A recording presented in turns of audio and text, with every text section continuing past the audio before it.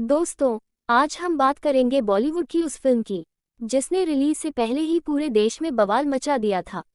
और वो फिल्म थी पद्मावत। संजय लीला भंसाली द्वारा निर्देशित पद्मावत रानी पद्मावती, राजा रतन सिंह और दिल्ली के सुल्तान अलाउद्दीन खिलजी की कहानी पर आधारित थी। फिल्म का दावा था कि ये कहानी इतिहास और कविता पद्मावत से प्रेरित कल्पना है, न कि पूरी तरह ऐतिहासिक तथ्य। लेकिन यहीं से विवाद की शुरुआत हुई। दोस्तों, शूटिंग के दौरान एक अफवाह तेजी से फैल गई कि फिल्म में रानी पद्मावती और अलाउद्दीन खिलजी के बीच ड्रीम सीक्वेंस दिखाया गया है।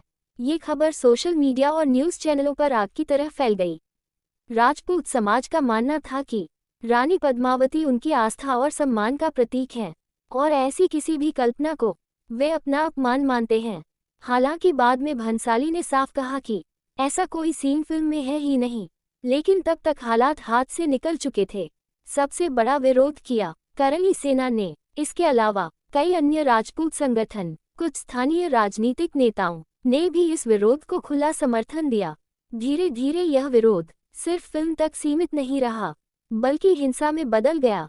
दोस्तों, विरोध इतना उग्र हो गया कि फिल्म के सेट पर तोड़फोड़ की गई। जयपुर में शूटिंग के दौरान संजय लीला भंसाली पर हमला किया गया। दीपिका पादुकोण को जान से मारने की धमकियां दी गईं। कई जगहों पर थिएटर जलाने की चेतावनी दी गई। पूरे देश में डर का माहौल बन गया। रिलीज से पहले ही कुछ राज्यों ने फिल्म पर बैन घोषित कर दिया। राजस्थान, मध्य प्रदेश, गुजरात, हरियाणा, इन राज्यों का कहना था कि कानून व्यवस्था बिगड़ सकती है, इसलिए फिल्म को रिलीज नहीं होने दिया जाएगा। इसके बाद फिल्म मेकर्स सीधे सुप्रीम कोर्ट पहुंचे। साथ ही CBFC सेंसर बोर्ड ने फिल्म में कुछ बदलाव करवाए।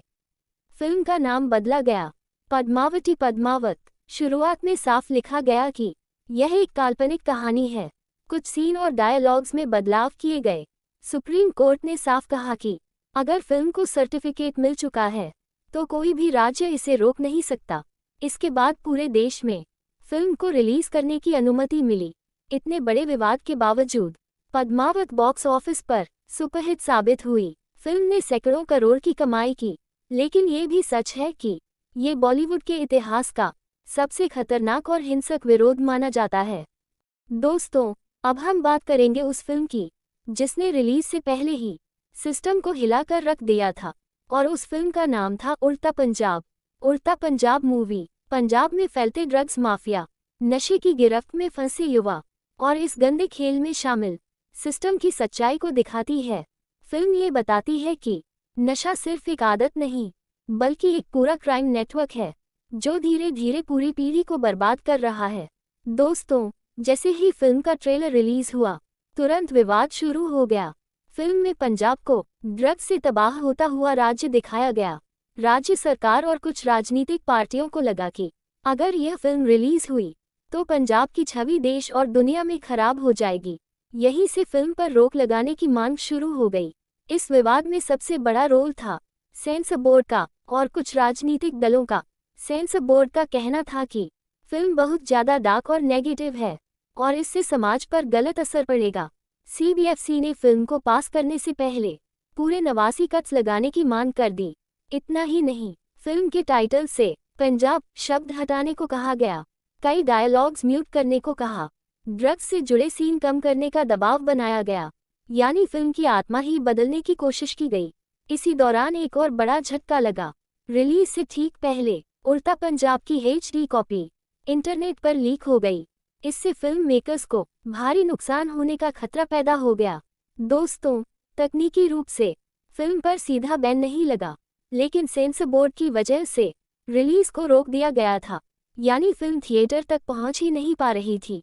इसके बाद फिल्म के मेकर्स सीधे बॉम्बे हाई कोर्ट पहुंचे।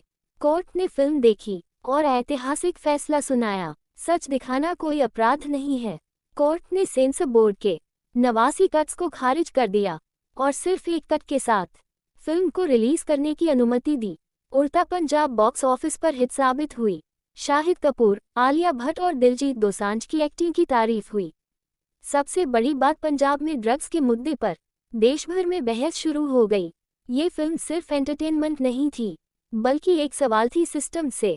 दोस्तों, अब हम बात करेंगे बॉलीवुड की उस फिल्म की जो बनकर तैयार थी लेकिन 5 साल तक एक भी थिएटर में नहीं लगी। इस फिल्म का नाम था ब्लैक फ्राइडे।